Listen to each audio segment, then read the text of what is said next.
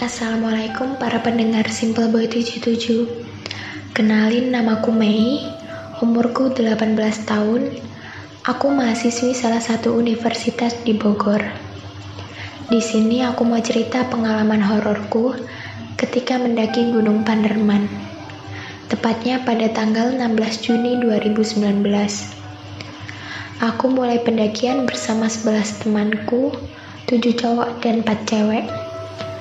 Kita memulai pendakian dari base camp sekitar pukul 9 malam.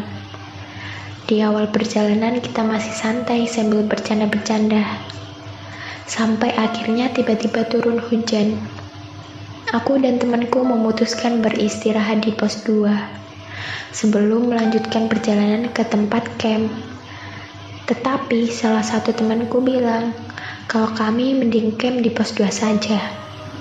Ya, dikarenakan hujan semakin lebat dan salah satu teman kami ada yang sudah kelelahan. Akhirnya kami memutuskan untuk camp di pos 2. Kita selesai mendirikan tenda sekitar pukul 12 malam. Di saat itu hujan udah mulai berhenti dan langit mulai cerah. Aku dan 2 temanku memutuskan untuk hunting foto bintang. Setelah mendapat beberapa foto yang bagus, kedua temanku pamit untuk tidur duluan. Karena aku belum puas dengan hasil foto-fotoku, aku memutuskan untuk lanjut hunting foto bintang. Sampai akhirnya aku merasakan ada yang aneh. Seperti ada yang mengawasiku dari arah kanan. Setelah aku melihat ke arah kanan, ternyata itu jalur pendakian ke arah pos 3 yaitu Watu Gede. Jalurnya sepi dan sangat amat gelap. Di situ aku masih dengan santainya foto-foto, sampai tiba-tiba ada sesosok putih di ujung jalur. Tapi hanya terlihat sekilas olehku.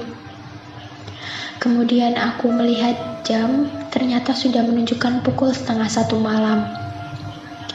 Dalam hati, wah, mungkin aku udah disuruh tidur nih. Takut ganggu penunggu yang ada di sini. Akhirnya aku masuk ke dalam tenda. Tapi di dalam tenda aku diam. Aku gak cerita ke teman-temanku. Takut mereka pada ketakutan. Pukul 3 malam, alarm temanku bunyi. Aku bangun dan mematikan alarm tersebut. Ya, karena yang punya HP masih ngebuh. Kita memang sengaja pasang alarm pukul 3 karena rencana mau summit ke puncak pukul 3:30. Pada saat itu aku udah siap-siap mau memasak. Tapi dikarenakan suhu yang amat dingin, membuatku malas untuk keluar tenda. Dari luar aku dengar tenda cowok berisik banget. Aku kira mereka udah bangun. Kemudian aku keluar dan mengecek tenda itu. Ternyata tendanya kosong. Dalam hati, oh, mereka mungkin lagi buang air kecil. Kemudian aku masuk ke dalam tendaku. Dan salah satu temanku ada yang sudah bangun, namanya Mira. Aku bilang ke Mira, kalau tenda cowok kosong, mungkin pada buang air kecil kali ya. Pas aku mau ambil kompor ke tenda temen cowokku itu, alangkah kagetnya aku, ternyata mereka masih tidur lelap, lengkap dengan sleeping bag. Kemudian aku nanya ke salah satu temanku itu, tadi abis kemana? Dengan sayup-sayup masih ngantuk, temanku bilang, enggak kemana-mana, orang baru bangun. Langsung aku terdiam, mikir dalam hati, mungkin aku lagi halu kali ya karena bangun tidur. Jadi aku memutuskan untuk tidak cerita ke siapapun sampai akhirnya turun dari gunung. Ketika kami sudah turun gunung dan sampai di parkiran, akhirnya kami cerita-cerita. Nah, salah satu temanku yang namanya Farhan, dia bilang kalau tadi malam dibangunin oleh temanku yang namanya Fadil.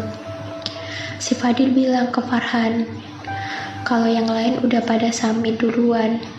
Fadil nungguin Farhan karena Farhan dari tadi susah dibangunin.